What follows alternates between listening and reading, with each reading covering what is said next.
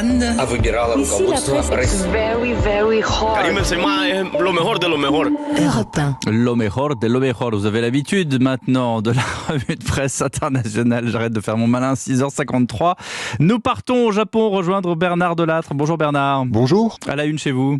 La remilitarisation du Japon, s'affole le quotidien Tokyo Shimbun. Le parti au pouvoir vient d'approuver une réforme qui autorise l'armée à frapper des bases militaires ou des centres de commandement situés dans des pays étrangers et qui constitueraient une menace imminente pour l'archipel. Des batteries de missiles nord-coréennes prêtes à entrer en action, par exemple. Or, rappellent effarés les journaux de gauche Mainichi et Asahi, dans sa constitution pacifiste de 1947, le Japon s'interdit à jamais de refaire la guerre à quiconque. Cette réforme va accélérer la course aux armements et rendre le monde encore plus dangereux, s'indigne le tabloïd Gendai, qui tempête contre les fous de guerre qui nous gouvernent. Mais pour les deux quotidiens de droite, Sankei et Yomiuri, la constitution pacifiste du Japon ne l'oblige pas à attendre les bras croisés qu'une pluie de missiles s'abatte sur lui. Et les opposants à ce projet ne sont rien d'autre qu'anti-japonais, traîtres à la patrie. Bernard Delattre, correspondant d'Europe 1 au Japon, direction l'Italie. Bonjour Antonino Gallofaro. Bonjour.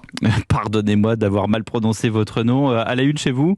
Ici, on commente l'interview que le ministre russe des Affaires étrangères, Sergei Lavrov, a accordée à la chaîne privée Rete 4, l'une des télévisions de Silvio Berlusconi, en direct, la rhétorique poutinienne, titre La Repubblica, qui écrit que le ministre a condensé les points de la propagande du Kremlin. Résultat, Lavrov déchaîne les polémiques contre les partis, note la Stampa, qui rapporte les diverses réactions. À l'extrême droite, on veut lutter contre la censure. À gauche, on s'insurge contre ce spot publicitaire inacceptable offert au ministre russe. Ce sont les paroles du secrétaire du Parti démocrate, Enrico Letta, rapportées par l'agence ANSA.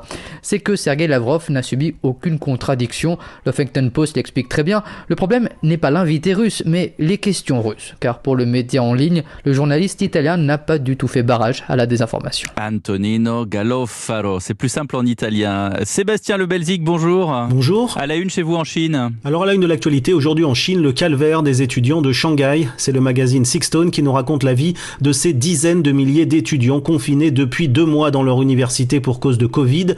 Interdiction de sortir, nous explique le journal, et une vie de prisonnier avec des horaires imposés pour se doucher, manger et sortir des dortoirs où ont lieu les cours en ligne.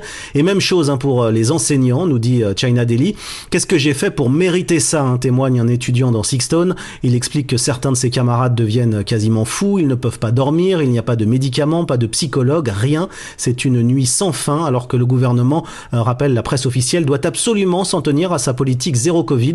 Mais jusqu'à quand, s'inquiète un des étudiants interrogés par le journal, qui redoute que tous les examens soient une nouvelle fois annulés. Merci Sébastien, vous restez avec nous, 6h56 dans un instant, la météo et le journal de 7h.